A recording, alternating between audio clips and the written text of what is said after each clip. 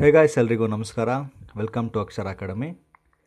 Geography ವಿಷಯಕ್ಕೆ ಸಂಬಂಧಪಟ್ಟಾಗೆ 2ನೇ ಚಾಪ್ಟರ್ ಹಿಮಾಲಯ.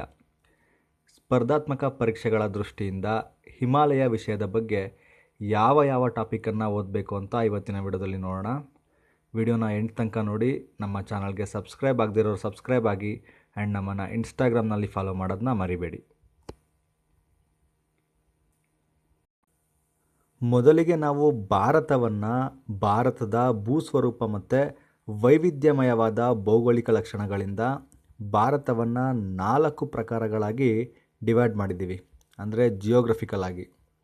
ಸೊ 4 ಪ್ರಕಾರಗಳು ಯಾವುದು ಅಂದರೆ ಹಿಮಾಲಯ, ಉತ್ತರ ಭಾರತದ ಮೈದಾನ, ಪರ್ಯಾಯ ಪ್ರಸ್ಥಭೂಮಿ ಮತ್ತು ಕರಾವಳಿ ಪ್ರದೇಶ. ಸೊ ನಾವು ಭಾರತವನ್ನು 4 ಪ್ರಕಾರ ಅಥವಾ ಪ್ರದೇಶವಾಗಿ ಡಿವೈಡ್ ಮಾಡಿದ್ದೀವಿ. ಯಾವುದರ ಆಧಾರದ ಮೇಲೆ ಅಂದರೆ ಅದರ ಭೂಸ್ವರೂಪ ಮತ್ತು ವೈವಿಧ್ಯಮಯವಾದ ಭೌಗೋಳಿಕ ಲಕ್ಷಣಗಳಿಂದ. ಮೊದಲನೇದು ಹಿಮಾಲಯ, 2ನೇದು ಉತ್ತರ ಭಾರತದ ಮೈದಾನ, 3ನೇದು ಪರ್ಯಾಯ ಪ್ರಸ್ಥಭೂಮಿ, 4ನೇದು ಕರಾವಳಿ ಪ್ರದೇಶ. ಸೊ ಇವತ್ತಿನ ವಿಡಿಯೋದಲ್ಲಿ ನಾವು ಹಿಮಾಲಯದ ಬಗ್ಗೆ ಮಾತ್ರ ಓದೋಣ. ಹಿಮಾಲಯದ ಬಗ್ಗೆ ಸ್ಪರ್ಧಾತ್ಮಕ ಪರೀಕ್ಷೆಗಳಿಗೆ ಬೇಕಾಗಿರುವಂತಹ ಎಲ್ಲ ಅಂಶಗಳನ್ನು ಇವತ್ತಿನ ವಿಡಿಯೋದಲ್ಲಿ ಕವರ್ ಮಾಡೋಣ. ಭಾರತದ ಒಟ್ಟು ಭೌಗೋಳಿಕ ವಿಸ್ತೀರ್ಣ ಎಷ್ಟಿದೆ ಅಂದರೆ 32,87,263 ಚದರ ಕಿಲೋಮೀಟರ್. ಸೊ ಇದು ಎಲ್ಲರಿಗೂ ಗೊತ್ತಿರೋದೆ. ಸೊ ಇದನ್ನು ಕನ್ಸಿಡರ್ ಮಾಡಿದಾಗ ಇದರಲ್ಲಿ 10% ಪರ್ವತಗಳಿವೆ, 18% ಬೆಟ್ಟಗಳು, 27.7% ಪ್ರಸ್ಥಭೂಮಿ ಇದೆ ಆ್ಯಂಡ್ 43% ಅತಿ ಹೆಚ್ಚು ಭಾಗ ಮೈದಾನ ಪ್ರದೇಶವನ್ನು ಭಾರತ ಹೊಂದಿದೆ. ಸೊ ಭಾರತದ ಒಟ್ಟು ಭೌಗೋಳಿಕ ವಿಸ್ತೀರ್ಣ ಎಷ್ಟು? 32,87,263 ಚದರ ಕಿಲೋಮೀಟರ್. ಸೊ ಇದರಲ್ಲಿ ಪರ್ವತಗಳು 10% ಇದೆ, 18% ಜಾಗವನ್ನು ಬೆಟ್ಟಗಳು ಆಕ್ರಮಿಸಿಕೊಂಡಿದ್ರೆ, 27.7% ಜಾಗವನ್ನು ಪ್ರಸ್ಥಭೂಮಿ ಇದೆ ಆ್ಯಂಡ್ ಅತಿ ಹೆಚ್ಚು ಭಾಗ ಅಥವಾ ಅತಿ ಹೆಚ್ಚು ಪ್ರದೇಶ ಇರೋದು ಯಾವುದು ಅಂದರೆ ಮೈದಾನ ಪ್ರದೇಶ. ಹಿಮಾಲಯ ಪರ್ವತಗಳು, ಇದರ ಇಂಟ್ರಡಕ್ಷನ್ನ ನೋಡೋಣ. ಭಾರತದ ಉತ್ತರ ಭಾಗದಲ್ಲಿರುವ ಅತ್ಯಂತ ಎತ್ತರವಾದ ಪ್ರದೇಶವನ್ನು ಹಿಮಾಲಯ ಅಂತ ಕರೀತಾರೆ. ಸುಮಾರು 70 ದಶಲಕ್ಷ ವರ್ಷಗಳ ಹಿಂದೆ ಟರ್ಷರಿ ಯುಗದಲ್ಲಿ ನಿರ್ಮಾಣಗೊಂಡ ಜಗತ್ತಿನ ಅತ್ಯಂತ ಕಿರಿಯ ಮಡಿಕೆ ಪರ್ವತಗಳು. ಹಿಮಾಲಯ ಪರ್ವತ ಜಗತ್ತಿನ ಅತ್ಯಂತ ಕಿರಿಯ ಮಡಿಕೆ ಪರ್ವತ. ಇದು ಎಲ್ಲಿಂದ ಎಲ್ಲಿ ತನಕ ಹಬ್ಬಿದೆ ಅಂದರೆ ಪಶ್ಚಿಮದ ಪಾಮೀರ್ ಗ್ರಂಥಿಯಿಂದ ಪೂರ್ವದ ನಾಗಾಲ್ಯಾಂಡ್ವರೆಗೆ 2,500 ಕಿಲೋಮೀಟರ್ ಉದ್ದವಾಗಿ ಅರ್ಧಚಂದ್ರಾಕೃತಿಯಲ್ಲಿ ಹರಡಿಕೊಂಡಿದೆ. ಮತ್ತೊಮ್ಮೆ ನೋಡಿ, ಭಾರತದ ಉತ್ತರ ಭಾಗದಲ್ಲಿರುವ ಅತ್ಯಂತ ಎತ್ತರವಾದ ಪ್ರದೇಶಗಳನ್ನು ಹಿಮಾಲಯ ಅಂತ ಕರೀತಾರೆ. ಹಿಮಾಲಯ ಸುಮಾರು 70 ದಶಲಕ್ಷ ವರ್ಷಗಳ ಹಿಂದೆ ಟರ್ಷರಿ ಯುಗದಲ್ಲಿ ನಿರ್ಮಾಣಗೊಂಡಂತಹ ಜಗತ್ತಿನ ಅತ್ಯಂತ ಕಿರಿಯ ಮಡಿಕೆ ಪರ್ವತ.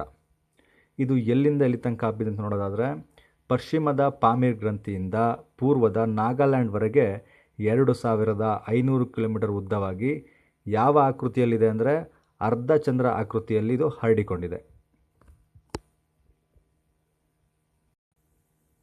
ಸೊ ನಮಗೆ ಸ್ಪರ್ಧಾತ್ಮಕ ಪರೀಕ್ಷೆಗಳಿಗೆ ಬೇಕಾಗುವಂತಹ ಪ್ರಮುಖ ಪಾಯಿಂಟ್ ಅಥವಾ ಪ್ರಮುಖ ಅಂಶ ಅಂದರೆ ಇಲ್ಲಿ ಬರುತ್ತೆ. ಹಿಮಾಲಯವನ್ನು ಶ್ರೇಣಿಗಳ ಆಧಾರದ ಮೇಲೆ ಅಂದರೆ ಎತ್ತರದ ಆಧಾರದ ಮೇಲೆ 3 ಪ್ರಕಾರವಾಗಿ ವಿಂಗಡಿಸಿದ್ದಾರೆ. ಯಾವುದ್ಯಾವುದು? ಹಿಮಾದ್ರಿ ಅಂದರೆ ಟಾಪ್ ಮೋಸ್ಟ್, ಹಿಮಾಚಲ ಅಂದರೆ ಮಧ್ಯ ಹಿಮಾಲಯ, ಶಿವಾಲಿಕ್ ಅಂದರೆ ಪಾದ ಬೆಟ್ಟಗಳು. ಸೊ ಹಿಮಾಲಯವನ್ನು ಶ್ರೇಣಿಗಳ ಆಧಾರದಲ್ಲಿ ಅಂದರೆ ಎತ್ತರದ ಆಧಾರದಲ್ಲಿ 3 ಪ್ರಕಾರವಾಗಿ ವಿಂಗಡಿಸಲಾಗಿದೆ. ಅತ್ಯಂತ ಮೇಲಿರೋದಂಥದ್ದನ್ನ ಹಿಮಾದ್ರಿ ಅಂತ ಕರೀತಾರೆ, ಮಧ್ಯಭಾಗ ಹಿಮಾಚಲ, ಅತ್ಯಂತ ಕೆಳಭಾಗವನ್ನು ಶಿವಾಲಿಕ್ ಅಂತ ಕರೀತಾರೆ. ಸೊ ಇದನ್ನು ಅರ್ಥ ಮಾಡ್ಕೊಳ್ಳದೆ ಮುಂದಿನ ಕಾನ್ಸೆಪ್ಟ್ ಅರ್ಥ ಆಗಲ್ಲ. ಮೇಲಿರುವ ಭಾಗ ಹಿಮಾದ್ರಿ, ಮಧ್ಯಭಾಗ ಹಿಮಾಚಲ, ಪಾದ ಅಂದರೆ ಕೆಳಗಡೆ ಇರೋದು ಶಿವಾಲಿಕ್. ಮೊದಲಿಗೆ ಹಿಮಾದ್ರಿಯನ್ನು ನೋಡೋಣ. ಹಿಮಾಲಯ ಪರ್ವತಗಳಲ್ಲಿ ಅತ್ಯಂತ ಎತ್ತರವಾದ ಭಾಗ ಅಂದರೆ ಅದು ಹಿಮಾದ್ರಿ. ಇದು ಎಲ್ಲಿಂದ ಹರಡಿಕೊಂಡಿದೆ ಅಂದರೆ ಪಶ್ಚಿಮದ ಸಿಂಧೂ ಕಣಿವೆಯಿಂದ ಪೂರ್ವದ ಬ್ರಹ್ಮಪುತ್ರ ಕಣಿವೆ ನಮಚಾಬರ್ವ ಶಿಖರದವರೆಗೆ ಹಿಮಾದ್ರಿ ಹರಡಿಕೊಂಡಿದೆ. ಇಲ್ಲಿರುವ ಶಿಖರಗಳು ಅಂದರೆ ಪರ್ವತಗಳು ಸರಾಸರಿ 6,100 ಮೀಟರ್ ಎತ್ತರವಾಗಿರುತ್ತೆ. ಕೆಲವು ಪರ್ವತಗಳು 8,000 ಮೀಟರ್ಗಿಂತಲೂ ಎತ್ತರವಾಗಿವೆ. ಇಲ್ಲಿ ಹಿಮಾದ್ರಿ ಅಂತ ಹೆಸರು ಬರೋಕ್ಕೆ ಕಾರಣ ಏನು ಅಂದರೆ ವರ್ಷವಿಡೀ ಇದು ಹಿಮದಿಂದ ಆವೃತವಾಗಿರುತ್ತೆ. ಸೊ ಇದಕ್ಕೆ ಹಿಮಾದ್ರಿ ಅಂತ ಕರೀತಾರೆ. ಹಿಮಾಲಯ ಪರ್ವತಗಳಲ್ಲಿ ಅತ್ಯಂತ ಎತ್ತರವಾದ ಭಾಗ ಯಾವುದು? ಹಿಮಾದ್ರಿ. ಇದು ಎಲ್ಲಿಂದ ಎಲ್ಲಿ ತನಕ ಇದೆ ಅಂದರೆ ಪಶ್ಚಿಮದ ಸಿಂಧೂ ಕಣಿವೆಯಿಂದ ಪೂರ್ವದ ಬ್ರಹ್ಮಪುತ್ರ ಕಣಿವೆ ನಮಚಾಬರ್ವ ಶಿಖರದವರೆಗೆ ಇದು ಹರಡಿಕೊಂಡಿದೆ. ಇಲ್ಲಿರುವ ಶಿಖರಗಳ ಸರಾಸರಿ ಎತ್ತರ ಎಷ್ಟು? 6,100 ಮೀಟರ್. ಕೆಲವೊಂದು ಶಿಖರಗಳು 8,000 ಮೀಟರ್ಗಿಂತಲೂ ಎತ್ತರವಾಗಿವೆ. ಹಿಮಾದ್ರಿ ಅಂತ ಹೆಸರು ಏನಕ್ಕೆ ಬರುತ್ತೆ ಅಂದರೆ ಇಲ್ಲಿ ವರ್ಷವಿಡೀ ಈ ಪ್ರದೇಶ ಹಿಮದಿಂದ ಆವೃತವಾಗಿರುತ್ತೆ. ಅದಕ್ಕಾಗಿ ಇದನ್ನು ಹಿಮಾದ್ರಿ ಅಂತ ಕರೀತಾರೆ. ಹಿಮಾದ್ರಿಯಲ್ಲಿರುವ ಪ್ರಮುಖ ಪರ್ವತಗಳು. ಸೊ ನಾವು ಹಿಂದಿನ ಸ್ಲೈಡ್ನಲ್ಲಿ ಹಿಮಾದ್ರಿಯಲ್ಲಿ ಸರಾಸರಿ ಪರ್ವತದ ಎತ್ತರ ಎಷ್ಟಿರುತ್ತೆ? 6,100 ಮೀಟರ್ ಇರುತ್ತೆ. ಕೆಲವೊಂದು ಪರ್ವತಗಳು 8,000 ಮೀಟರ್ಗಿಂತ ಎತ್ತರ ಇವೆ ಅಂತ ನೋಡಿದ್ವಿ. ಸೊ ಇಲ್ಲಿ ಯಾವ ಯಾವ ಪ್ರಮುಖ ಪರ್ವತಗಳು ಇದೆ ಅಂತ ನೋಡೋದಾದರೆ ಮೊದಲಿಗೆ ಮೌಂಟ್ ಎವರೆಸ್ಟ್. ಇದರ ಎತ್ತರ ಎಷ್ಟು? 8,848 ಮೀಟರ್. ಮೌಂಟ್ ಎವರೆಸ್ಟ್ ಜಗತ್ತಿನ ಅತಿ ಎತ್ತರವಾದ ಪರ್ವತ. ಇದು ಎಲ್ಲಿದೆ ಅಂದರೆ ನೇಪಾಳ ಮತ್ತು ಟಿಬೆಟ್ ದೇಶಗಳ ಮಧ್ಯೆ ಇದೆ. ಮೌಂಟ್ ಎವರೆಸ್ಟ್ ನಮ್ಮ ಭಾರತಕ್ಕೆ ಸೇರಲ್ಲ. ನೇಪಾಳದಲ್ಲಿ ಮೌಂಟ್ ಎವರೆಸ್ಟನ್ನು ಸಾಗರ್ ಮಾತಾ ಅಂತ ಕರೀತಾರೆ. ಟಿಬೆಟ್ನಲ್ಲಿ ಚಮಲುಂಗಮ ಅಂತ ಕರೀತಾರೆ. ಸೊ ಹಿಮಾದ್ರಿಯಲ್ಲಿರುವ ಪ್ರಮುಖ ಪರ್ವತಗಳನ್ನು ನೋಡೋದಾದರೆ ಮೊದಲಿಗೆ ಮೌಂಟ್ ಎವರೆಸ್ಟ್. ಇದರ ಎತ್ತರ 8,848 ಮೀಟರ್. ಜಗತ್ತಿನ ಅತಿ ಎತ್ತರವಾದ ಪರ್ವತ ಇದು. ನೇಪಾಳ ಮತ್ತು ಟಿಬೆಟ್ ಪ್ರಾಂತ್ಯಗಳಲ್ಲಿ ಇದು ಕಂಡುಬರುತ್ತೆ. ಇದು ಭಾರತಕ್ಕೆ ಸೇರಲ್ಲ. ನೇಪಾಳದಲ್ಲಿ ಇದನ್ನು ಸಾಗರ್ ಮಾತಾ ಅಂತ ಕರೀತಾರೆ. ಟಿಬೆಟ್ನಲ್ಲಿ ಚಮಲುಂಗಮ ಅಂತ ಕರೀತಾರೆ. ಹಿಮಾದ್ರಿಯಲ್ಲಿ ಕಂಡುಬರುವ ಮತ್ತೊಂದು ಪ್ರಮುಖ ಶಿಖರ ಅಂದರೆ K2 ಮೌಂಟ್ ಗಾಡ್ವಿನ್. ಇದರ ಎತ್ತರ 8,611 ಮೀಟರ್. ಇದು ಜಗತ್ತಿನ 2ನೇ ಎತ್ತರದ ಶಿಖರ. ಜಗತ್ತಿನ ಮೊದಲ ಎತ್ತರದ ಶಿಖರ ಮೌಂಟ್ ಎವರೆಸ್ಟ್. ಜಗತ್ತಿನ 2ನೇ ಎತ್ತರದ ಶಿಖರ K2 ಮೌಂಟ್ ಗಾಡ್ವಿನ್. ಬಟ್ ಭಾರತದ ಅತ್ಯಂತ ಎತ್ತರದ ಶಿಖರ ಇದೆ K2 ಮೌಂಟ್ ಗಾಡ್ವಿನ್. ಇದು ಕಾರಕೋರಂ ಶ್ರೇಣಿಯಲ್ಲಿದೆ. ಅಂದರೆ ಇದು ಪ್ರಸ್ತುತ ಪಾಕ್ ಆಕ್ರಮಿತ ಪ್ರದೇಶದಲ್ಲಿದೆ. ಹಿಮಾಲಯದ ಅತ್ಯಂತ ಎತ್ತರದ ಭಾಗವಾದ ಹಿಮಾದ್ರಿಯಲ್ಲಿರುವ ಬೇರೆ ಬೇರೆ ಎತ್ತರದ ಪರ್ವತಗಳು ಯಾವುವು ಅಂದರೆ ಪ್ರಮುಖ ಪರ್ವತಗಳು ಯಾವುವು ಅಂದರೆ ಕಾಂಚನಜುಂಗ.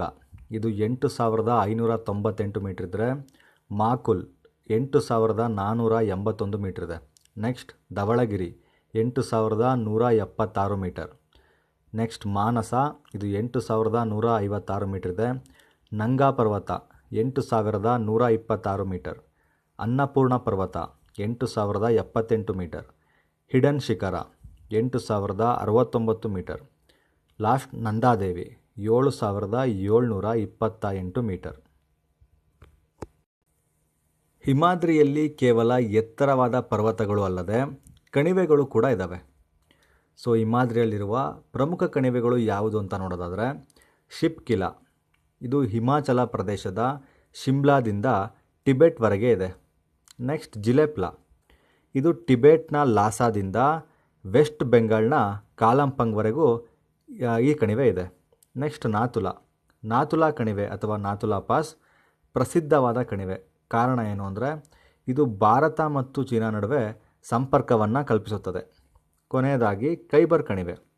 ಇದು ಪಾಕಿಸ್ತಾನ್ ಮತ್ತು ಅಫ್ಘಾನಿಸ್ತಾನ್ ನಡುವೆ ಸಂಪರ್ಕವನ್ನು ಕಲ್ಪಿಸುತ್ತದೆ. ಇಲ್ಲಿಯವರೆಗೆ ನಾವು ಹಿಮಾದ್ರಿಯ ಬಗ್ಗೆ ತಿಳ್ಕೊಂಡ್ವಿ. ಹಿಮಾದ್ರಿ ಅಂದರೆ ಹಿಮಾಲಯದ ಅತ್ಯಂತ ಎತ್ತರದ ಭಾಗ. ಸೊ ಇವಾಗ ಹಿಮಾಚಲ ಹಿಮಾಲಯದ ಮಧ್ಯಭಾಗ. ಇದನ್ನು ಮಧ್ಯ ಹಿಮಾಲಯ ಎಂದು ಕೂಡ ಕರೀತಾರೆ. ಇಲ್ಲಿರುವ ಪರ್ವತಗಳ ಎತ್ತರ ಸರಾಸರಿ 3,600 ಮೀಟರಿಂದ 4,500 ಮೀಟರ್ವರೆಗೆ ಇರುತ್ತೆ. ಅದೇ ಹಿಮಾದ್ರಿಯಲ್ಲಿ 6,100 ಮೀಟರಿಂದ 8,000 ಮೀಟರ್ವರೆಗೂ ಪರ್ವತಗಳಿರ್ತವೆ. ಹಿಮಾಚಲ ಅಥವಾ ಮಧ್ಯ ಹಿಮಾಲಯದಲ್ಲಿ ಅನೇಕ ಶ್ರೇಣಿಗಳು, ಕಣಿವೆಗಳು ಅನೇಕ ಶ್ರೇಣಿಗಳು, ಕಣಿವೆಗಳು ಮತ್ತು ಗಿರಿಧಾಮಗಳನ್ನು ನಾವು ನೋಡ್ತೇವೆ. ಸೊ ಹಿಮಾಚಲ ಇದನ್ನು ಮಧ್ಯ ಹಿಮಾಲಯ ಅಂತ ಕರಿತೀವಿ. ಇಲ್ಲಿರುವ ಪರ್ವತಗಳ ಸರಾಸರಿ ಎತ್ತರ 3,600ರಿಂದ 4,500 ಮೀಟರ್. ಹಿಮಾಚಲ ಅಥವಾ ಮಧ್ಯ ಹಿಮಾಲಯದಲ್ಲಿ ನಮಗೆ ಶ್ರೇಣಿಗಳು, ಕಣಿವೆಗಳು, ಗಿರಿಧಾಮಗಳು ಈ ಮೂರು ಕಾಣಸಿಗುತ್ತೆ ನಮಗೆ. ಮಧ್ಯ ಹಿಮಾಲಯ ಅಥವಾ ಹಿಮಾಚಲ ಇದರ ಪ್ರಮುಖ ಶ್ರೇಣಿಗಳು ಯಾವುವು? ಮೊದಲನೇದಾಗಿ ಪೀರ್ ಪಂಜಲ್, ಎರಡನೇದು ಧವಳಗಿರಿ, ಮೂರನೇದು ಮಸೂರಿ, ನಾಲ್ಕನೇದು ಮಹಾಭಾರತ್. ಸೊ ಇಷ್ಟು ಶ್ರೇಣಿಗಳು ಮಧ್ಯ ಹಿಮಾಲಯ ಅಥವಾ ಹಿಮಾಚಲದಲ್ಲಿ ನಮಗೆ ಕಾಣಸಿಗುತ್ತೆ. ಸೊ ಇನ್ನೊಂದು ವಿಶೇಷತೆ ಅಂದರೆ ಪೀರ್ ಪಂಜಲ್ ಹಿಮಾಲಯ ಪರ್ವತಗಳಲ್ಲೇ ಅತ್ಯಂತ ಉದ್ದವಾದ ಶ್ರೇಣಿ. ಇದು ಜೀಲಂ ಮತ್ತು ಬಿಯಾಸ್ ನದಿಗಳ ನಡುವೆ 400 ಕಿಲೋಮೀಟರ್ ಹರಡಿಕೊಂಡಿದೆ. ಮತ್ತೊಮ್ಮೆ ನೋಡಿ, ಮಧ್ಯ ಹಿಮಾಲಯ ಅಥವಾ ಹಿಮಾಚಲದ ಪ್ರಮುಖ ಶ್ರೇಣಿಗಳು ಯಾವುವು ಅಂದರೆ ಪೀರ್ ಪಂಜಲ್, ಧವಳಗಿರಿ, ಮಸೂರಿ, ಮಹಾಭಾರತ್. ಆ್ಯಂಡ್ ಇದರಲ್ಲಿ ಪೀರ್ ಪಂಜಲ್ ಹಿಮಾಲಯ ಪರ್ವತಗಳಲ್ಲೇ ಅತ್ಯಂತ ಉದ್ದವಾದ ಶ್ರೇಣಿ. ಎಲ್ಲಿಂದ ಎಲ್ಲಿ ತನಕ ಇದೆ ಅಂದರೆ ಜೀಲಂನಿಂದ ಬಿಯಾಸ್ ನದಿಗಳ ನಡುವೆ 400 ಕಿಲೋಮೀಟರ್ ಹರಡಿಕೊಂಡಿದೆ. ಮಧ್ಯ ಹಿಮಾಲಯದ ಶ್ರೇಣಿಗಳನ್ನ ನೋಡಿದ್ವಿ. ಇವಾಗ ಮಧ್ಯ ಹಿಮಾಲಯದ ಪ್ರಮುಖ ಕಣಿವೆಗಳು: ಕಾಂಗ್ರಾ, ಕುಲು, ಸ್ಪಿತಿ, ಲಾಹೋರ್. ಸೊ ಇವಿಷ್ಟು ಮಧ್ಯ ಹಿಮಾಲಯದಲ್ಲಿ ನಮಗೆ ಸಿಗುವಂತಹ ಪ್ರಮುಖ ಕಣಿವೆಗಳು. ಚಂದ್ರ ಮತ್ತು ಸುಮಾ ಕಣಿವೆಗಳು ಅಸ್ಸಾಂ ರಾಜ್ಯದಲ್ಲಿದೆ. ಮೌನ ಕಣಿವೆ ಅಂದರೆ ಸೈಲೆಂಟ್ ವ್ಯಾಲಿಯಲ್ಲಿದೆ, ಕೇರಳದಲ್ಲಿದೆ. ಮಧ್ಯ ಹಿಮಾಲಯದ ಪ್ರಮುಖ ಕಣಿವೆಗಳು ಯಾವುವು ಅಂದರೆ ಕಾಂಗ್ರಾ, ಕುಲು, ಸ್ಪಿತಿ ಮತ್ತು ಲಾಹೋರ್. ಶ್ರೇಣಿಗಳು ಮತ್ತು ಕಣಿವೆಗಳನ್ನು ನೋಡಾದ್ಮೇಲೆ ಮಧ್ಯ ಹಿಮಾಲಯದಲ್ಲಿ ನಮಗೆ ಕಾಣಿಸುವಂತಹ ಪ್ರಮುಖ ಗಿರಿಧಾಮಗಳು ಯಾವುದು ಅಂತ ನೋಡೋದಾದರೆ ಮಸೂರಿ, ನೈನಿತಾಲ್, ರಾಣಿಬೇಟ್, ಅಲ್ಮೋರಾ. ಇಷ್ಟು ಕೂಡ ಉತ್ತರಾಖಂಡ್ ರಾಜ್ಯದಲ್ಲಿದೆ. ಯಾವುದ್ಯಾವುದು? ಮಸೂರಿ, ನೈನಿತಾಲ್, ರಾಣಿಬೇಟ್, ಅಲ್ಮೋರಾ. ದೆನ್ ಶಿಮ್ಲಾ ಮತ್ತು ಡಾಲ್ಹೌಸಿ ಹಿಮಾಚಲ ಪ್ರದೇಶದಲ್ಲಿರುವ ಗಿರಿಧಾಮಗಳು. ಆ್ಯಂಡ್ ಗುಲ್ಮಾರ್ಗ್ ಮತ್ತು ಚಕ್ಕುತ್ ಜಮ್ಮು ಕಾಶ್ಮೀರದಲ್ಲಿರುವಂತಹ ಗಿರಿಧಾಮಗಳು. ಸೊ ಮಧ್ಯ ಹಿಮಾಲಯದಲ್ಲಿ ಟೋಟಲ್ ಆಗಿ ಕಣಿವೆಗಳು ಇವೆ, ನಂತರ ಗಿರಿಧಾಮಗಳಿವೆ, ನಂತರ ಶ್ರೇಣಿಗಳು ಇವೆ. ಸೊ ಗಿರಿಧಾಮಗಳಲ್ಲಿ ಮಸೂರಿ, ನೈನಿತಾಲ್, ರಾಣಿಬೇಟ್, ಅಲ್ಮೋರಾ ಇವಿಷ್ಟು ಉತ್ತರಾಖಂಡ್ನಲ್ಲಿರುವಂಥದ್ದು. ಶಿಮ್ಲಾ ಮತ್ತು ಡಾಲ್ಹೌಸಿ ಹಿಮಾಚಲ ಪ್ರದೇಶದಲ್ಲಿರುವಂತಹ ಗಿರಿಧಾಮಗಳು. ಗುಲ್ಮಾರ್ಗ್ ಮತ್ತು ಚಕ್ಕುತ್ ಜಮ್ಮು ಕಾಶ್ಮೀರದಲ್ಲಿರುವಂತಹ ಗಿರಿಧಾಮಗಳು.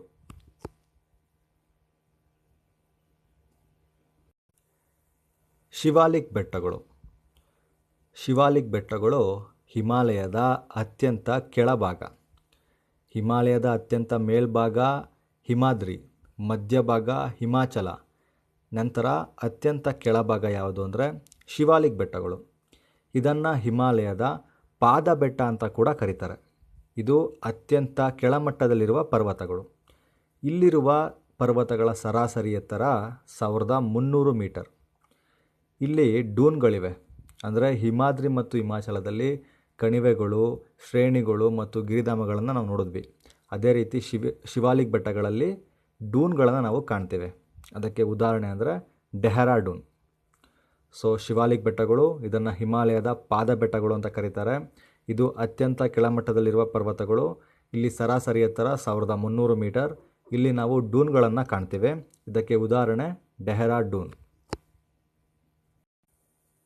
ಹಿಮಾಲಯದ ಬಗ್ಗೆ ಹೆಚ್ಚಿನ ಮಾಹಿತಿ ನೋಡೋದಾದರೆ ಲಡಾಖ್ ಪ್ರಸ್ಥಭೂಮಿ ಭಾರತದ ಎತ್ತರವಾದ ಪ್ರಸ್ಥಭೂಮಿ. ಅದೇ ಟಿಬೆಟ್ ಪ್ರಸ್ಥಭೂಮಿ ಜಗತ್ತಿನ ಎತ್ತರವಾದ ಪ್ರಸ್ಥಭೂಮಿ. ಪಾಟಾಯಂ ಶ್ರೇಣಿ, ಅದು ಸ್ಪೆಲ್ ನೋಡ್ಕೊಳ್ಳಿ. ಇದು ಅರುಣಾಚಲ್ ಪ್ರದೇಶದಲ್ಲಿ ಕಂಡುಬರುತ್ತದೆ. ಇದು ಭಾರತ ಮತ್ತು ಮಯನ್ಮಾರ್ ನಡುವೆ ಇರುವಂತಹ ನೈಸರ್ಗಿಕ ಗಡಿ. ಹಿಮಾಲಯ ಪರ್ವತಗಳ ಮುಂದುವರೆದ ಭಾಗ ಅಂದರೆ ಅದು ಭಾರತವನ್ನು ಬಿಟ್ಟು ಕಂಟಿನ್ಯೂ ಆಗಿ ಮಯನ್ಮಾರ್ ದೇಶದಲ್ಲಿ ಅರಕಾನ್ ಯೋಮ ಅಂತ ಕರೀತಾರೆ. ಇದನ್ನು ಹಿಮಾಲಯ ಪರ್ವತಗಳ ಮುಂದುವರೆದ ಭಾಗವನ್ನು ಮಯನ್ಮಾರ್ ದೇಶದಲ್ಲಿ ಅರಕಾನ್ ಯೋಮ ಅಂತ ಕರೀತಾರೆ. ಮತ್ತೊಮ್ಮೆ ನೋಡಿ, ಲಡಾಖ್ ಪ್ರಸ್ಥಭೂಮಿ ಭಾರತದ ಎತ್ತರವಾದ ಪ್ರಸ್ಥಭೂಮಿ, ಓಕೆ. ಬಟ್ ಟಿಬೆಟ್ ಪ್ರಸ್ಥಭೂಮಿ ಜಗತ್ತಿನ ಎತ್ತರವಾದ ಪ್ರಸ್ಥಭೂಮಿ. ಪಟ್ಟಾಯಂ ಅಥವಾ ಪಾಟಾಯಂ ಈ ಶ್ರೇಣಿ ಅರುಣಾಚಲ್ ಪ್ರದೇಶದಲ್ಲಿ ಕಂಡುಬರುತ್ತೆ. ಆ್ಯಂಡ್ ಇದು ಭಾರತ ಮತ್ತು ಮಯನ್ಮಾರ್ ನಡುವೆ ನೈಸರ್ಗಿಕ ಗಡಿಯಾಗಿದೆ, ಅಂದರೆ ನ್ಯಾಚುರಲ್ ಗಡಿ. ಹಿಮಾಲಯ ಪರ್ವತಗಳ ಮುಂದುವರೆದ ಭಾಗವನ್ನು ನಾವು ಮಯನ್ಮಾರಲ್ಲಿ ಕಾಣ್ತೀವಿ. ಇದಕ್ಕಿರುವ ಹೆಸರೇನೆಂದರೆ ಅರಕಾನ್ ಯೋಮ. ಸೊ ಇದರಲ್ಲಿ ಯಾವ್ದಾದ್ರು ಸ್ಪೆಲ್ ಮಿಸ್ಟೇಕ್ ಆಗಿದ್ದರೆ ಕಮೆಂಟ್ ಸೆಕ್ಷನಲ್ಲಿ ಮತ್ತೊಮ್ಮೆ ಕ್ಲೀನಾಗಿ ಆ ಸ್ಪೆಲ್ಲಿಂಗ್ನ ಹಾಕಿ. ಹಿಮಾಲಯದ ಕಾಡುಗಳು. ಸೊ ಹಿಮಾಲಯದಲ್ಲಿ ಎತ್ತರಕ್ಕೆ ಅನುಗುಣವಾಗಿ ವಿವಿಧ ಬಗೆಯ ಕಾಡುಗಳನ್ನು ನಾವು ಕಾಣ್ಬೋದು. ಸೊ 6000 ಮೀಟರ್ ಎತ್ತರದ ಭಾಗದಲ್ಲಿ ಯಾವುದೇ ರೀತಿಯ ಸಸ್ಯವರ್ಗಗಳು ಇರುವುದಿಲ್ಲ. ಇಲ್ಲಿ ಸಂಪೂರ್ಣ ಹಿಮದಿಂದ ಕೂಡಿರುತ್ತೆ. ಸೊ ಇದನ್ನು ನಾವು ಏನಂತ ಕರಿತೀವಿ, ಹಿಮಾದ್ರಿ ಅಂತ ಕರಿತೀವಿ ಅಂತ ನಿಮಗೆ ಆಗಲೇ ತಿಳಿದಿದೆ. ನೆಕ್ಸ್ಟ್ 3650ರಿಂದ 4875 ಮೀಟರ್ ಈ ನಡುವಿನ ಪ್ರದೇಶದಲ್ಲಿ ಹುಲ್ಲುಗಾವಲನ್ನು ನಾವು ನೋಡ್ತೇವೆ. 1500 ಮೀಟರಿಂದ 3650 ಮೀಟರ್ ಈ ನಡುವೆ ಈ ಎತ್ತರದಲ್ಲಿ ಸೂಜಿ ವರ್ಣೀಯ ಕಾಡನ್ನು ನಾವು ನೋಡ್ಬೋದು. 1500 ಮೀಟರ್ನಲ್ಲಿ ಉಷ್ಣವಲಯದ ನಿತ್ಯ ಹರಿದ್ವರ್ಣ ಕಾಡುಗಳು ಕಂಡುಬರುತ್ತೆ. ಸೊ ಟೋಟಲ್ ಆಗಿ ಕಾಡುಗಳ ವಿಭಾಗದಲ್ಲಿ ಹಿಮಾಲಯವನ್ನು 4 ಪಾರ್ಟಾಗಿ ಡಿವೈಡ್ ಮಾಡ್ಬೋದು. 6000 ಮೀಟರ್ಗಿಂತ ಎತ್ತರದ ಭಾಗ, ಅಲ್ಲಿ ನಮಗೆ ಯಾವುದೇ ರೀತಿಯ ಸಸ್ಯಗಳು ಕಾಣಲ್ಲ. ಏನಕ್ಕೆ ಅಂದರೆ ಅದು ಕಂಪ್ಲೀಟಾಗಿ ಹಿಮದಿಂದ ಆವೃತವಾಗಿರುತ್ತೆ. ನೆಕ್ಸ್ಟ್ ಬಂದರೆ 3650ರಿಂದ 4875 ಈ ನಡುವೆ ನಮಗೆ ಹುಲ್ಲುಗಾವಲು ಕಾಣಸಿಗುತ್ತೆ. 1500ರಿಂದ 3650 ಇದರ ನಡುವೆ ಸೂಜಿ ವರ್ಣೀಯ ಕಾಡನ್ನು ಕಾಣ್ತೇವೆ. ನೆಕ್ಸ್ಟ್ 1500 ಮೀಟರ್ಗಿಂತ ಕೆಳಗಿರುವಂತಹ ಪ್ರದೇಶದಲ್ಲಿ ನಮಗೆ ಉಷ್ಣವಲಯದ ನಿತ್ಯ ಹರಿದ್ವರ್ಣ ಕಾಡುಗಳು ಕಾಣಸಿಗುತ್ತೆ. ಸೊ ಗೈಸ್, ಇವತ್ತಿನ ವಿಡಿಯೋ ನಿಮಗೆ ಇಷ್ಟ ಆಗಿದೆ ಅಂತ ಅಂದ್ಕೊಳ್ತೀನಿ. ತುಂಬ ವಿಷಯವನ್ನು ಕಲೆಕ್ಟ್ ಮಾಡಿ ಅದನ್ನು ಸಿಂಪ್ಲಿಫೈ ಆಗಿ ಮಾಡಿ ಇವತ್ತಿನ ವಿಡಿಯೋದನ್ನು ಮಾಡಿದ್ದೀನಿ. ಸೊ ನಮ್ಮ ವಿಡಿಯೋ ಇಷ್ಟ ಆದರೆ ವಿಡಿಯೋಗೊಂದು ಲೈಕ್ ಕೊಡಿ. ವಿಡಿಯೋ ನೋಡಿದ ನಂತರ ಆ ವಿಡಿಯೋ ಲಿಂಕನ್ನು ನಿಮ್ಮ ಫ್ರೆಂಡ್ಸಿಗೆ ಶೇರ್ ಮಾಡಿ ಅಥವಾ ವಾಟ್ಸಪ್ ಗ್ರೂಪ್ಗಳಲ್ಲಿ ಶೇರ್ ಮಾಡಿ. ಆ್ಯಂಡ್ ನಮ್ಮ ಚಾನಲ್ಗೆ ಸಬ್ಸ್ಕ್ರೈಬ್ ಆಗದಿರೋರು ಸಬ್ಸ್ಕ್ರೈಬ್ ಆಗಿ, ಸಬ್ಸ್ಕ್ರೈಬ್ ಆದ ನಂತರ ಪಕ್ಕದಲ್ಲಿರುವಂತಹ ಬೆಲ್ ಐಕನ್ನ ಕ್ಲಿಕ್ ಮಾಡಿ. ನಾವು ನೆಕ್ಸ್ಟ್ ಬಿಡುವಂತಹ ವಿಡಿಯೋಗಳು ನಿಮಗೆ ನೋಟಿಫಿಕೇಷನ್ ಮುಖಾಂತರ ಸಿಗುತ್ತೆ. ಆ್ಯಂಡ್ ನಮ್ಮ ಚಾನಲ್ ಬಗ್ಗೆ ನಿಮಗೆ ಸಲಹೆ ಕೊಡಬೇಕು ಅಂತ ಅನಿಸಿದ್ರೆ ಅಥವಾ ನಿಮಗೆ ಸ್ಪರ್ಧಾತ್ಮಕ ಪರೀಕ್ಷೆಗಳ ಬಗ್ಗೆ ಯಾವುದೇ ರೀತಿಯ ಡೌಟ್ ಇದ್ದರೆ ನಮ್ಮ ಅಕ್ಷರ ಅಕಾಡೆಮಿ ಇನ್ಸ್ಟಾಗ್ರಾಮ್ನ ಫಾಲೋ ಮಾಡಿ ಮೆಸೇಜ್ ಮಾಡಿ.